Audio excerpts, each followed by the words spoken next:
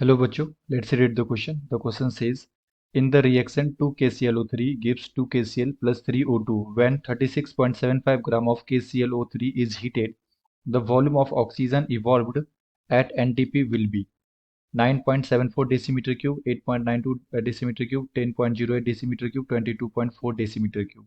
तो हमारे पास यहाँ पे रिएक्शन दे रखा है एंड KClO3 का यहाँ पे हमें मास दे रखा है 36.75।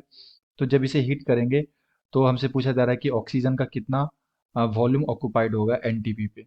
तो देखते हैं इसका करेक्ट आंसर क्या होगा। एंड फर्स्ट ऑफ ऑल बात करते हैं की कॉन्सेप्ट की।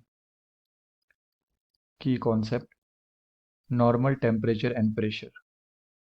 Normal temperature and pressure.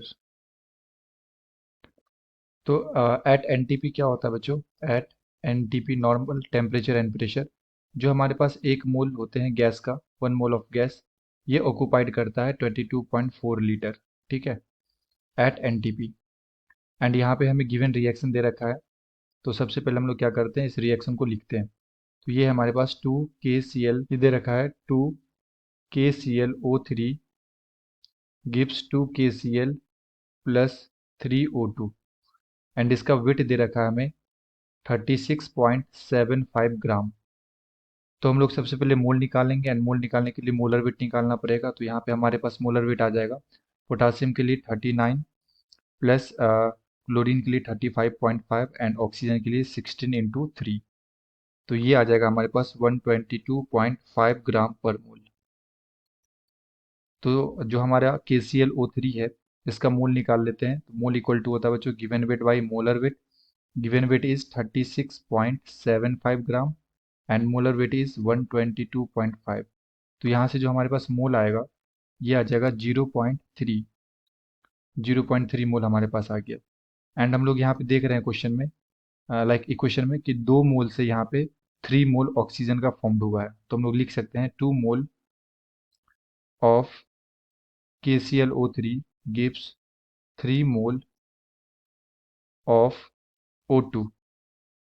ठीक है, तो 1 मोल से कितना मिलेगा बच्चों? 1 मोल ऑफ KClO3 ये दे देगा 3/2 मोल ऑफ ऑक्सीजन। तो हमारे पास कितना मोल आ गया? हमारे पास है 0.3 मोल। तो 0.3 मोल से कितना मिलेगा? ये आ जाएगा 3/2 इंटू 0.3 मोल ऑफ ऑक्सीजन मिलेगा। तो यहाँ से मोल आ जाएगा हमारे पास 0.45 mole, mole of oxygen. And at NTP, at NTP, NTP पे हमें पता है बच्चों कि 1 मोल जो होता है इसके अंदर कितने वॉल्यूम्ड होते हैं?